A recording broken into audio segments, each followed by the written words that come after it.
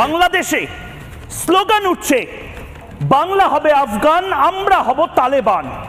আসুন আজকে মুখোশ খুলে দেব, আমার সাথে আসুন।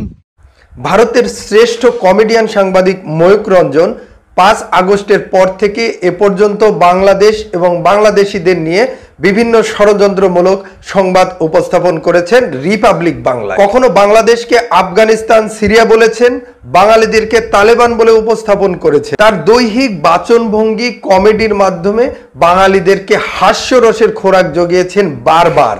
এবার ময়ূক রঞ্জনকে এক হাত নিয়ে কবির বিন সামাদ আরেকটি সংবাদ উপস্থাপনা করেছেন তার রিপাবলিক বাংলা। তিনি হুবহু ময়ূক রঞ্জনের স্টাইলে সংবাদ উপস্থাপন করেছেন, কিন্তু সংবাদটি হাস্যরসের খোরাক জোগালেও সেটি ছিল বাস্তবসম্মত। চলুন ময়ূক রঞ্জনের এক ঝলক বক্তব্যের পর দেখব কবির বিন সামাদ কিভাবে এই সংবাদকেই পজিটিভলি তুলে ধরেছেন। জামাতিরা যেটা চেয়েছিল আপাতত সেই মনস্কামনাই যেন পূর্ণ হচ্ছে। বাংলাদেশে স্লোগান উঠছে, বাংলা হবে আফগান, আমরা হব তালেবান। জামাতিদের স্লোগান। বাংলাদেশকে আফগানিস্তান বানানোর প্রথম ধাপ সম্পন্ন।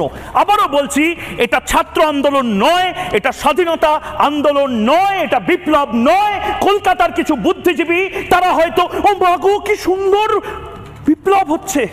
দর্শক মন্ডলী, স্বাগতম জানাচ্ছি আমাদের আজকের রিপাবলিক বাংলায়। আজকে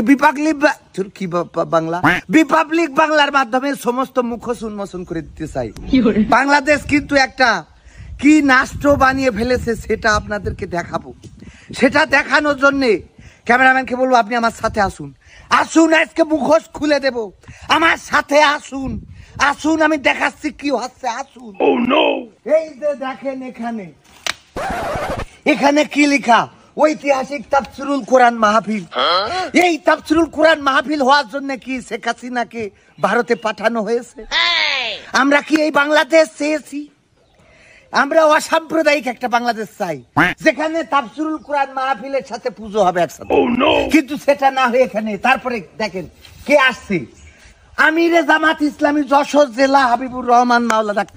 চিন্তা করা যায় একটা পোস্টারে জামাত ইসলামের আমিরের নাম। আমার মাথা খারাপ হয়ে যাচ্ছে।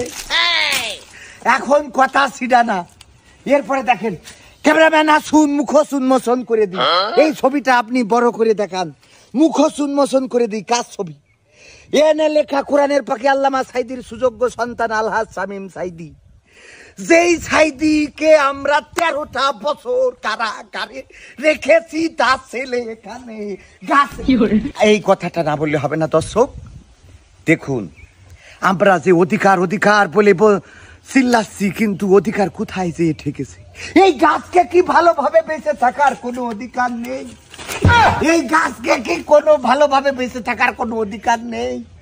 এই গাছে পোস্টারটা লাগিয়ে এই গরমের সময় তার কতটা অসুবিধা হচ্ছে। যেই গাছ আমাদের অক্সিজেন দেয়, যেই গাছের বাতাস আমরা নাক দিয়ে নিয়ে পাশা দিয়ে বের করি, সেই গাছকে ঠিক করেছে আজকে। এ কোথা দিয়ে অক্সিজেন ছাড়বে যদি এরকম পোস্টার মারা থাকে যে গোলাম রব্বানী, রকুনুজ্জামান এইসব 10 তারিখে নাকি জানুয়ারির মাসে, অক্টোবর মাসের 10 তারিখে যশোরের ছুটিপুরে তাফসিরুল মাহফিল।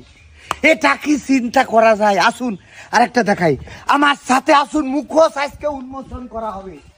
আসুন দেখুন এই দেয়াল, যেই দেয়াল আজকে, দেয়ালের কি স্বাধীনতা নেই? এই দেয়াল আমাদের কত উপকার করে। যখন আমাদের পিঠ ঠেকতে দেয়ালে ঠেকে, তখন দেয়াল আমাদের পিঠ ঠেকিয়ে দেয়। সেই দেয়ালে পোস্টার মারে। এই পোস্টার কারা মেরেছে? এই জামাতে ইসলামী আর এই আরো আছে, তাদের নাম না বলি।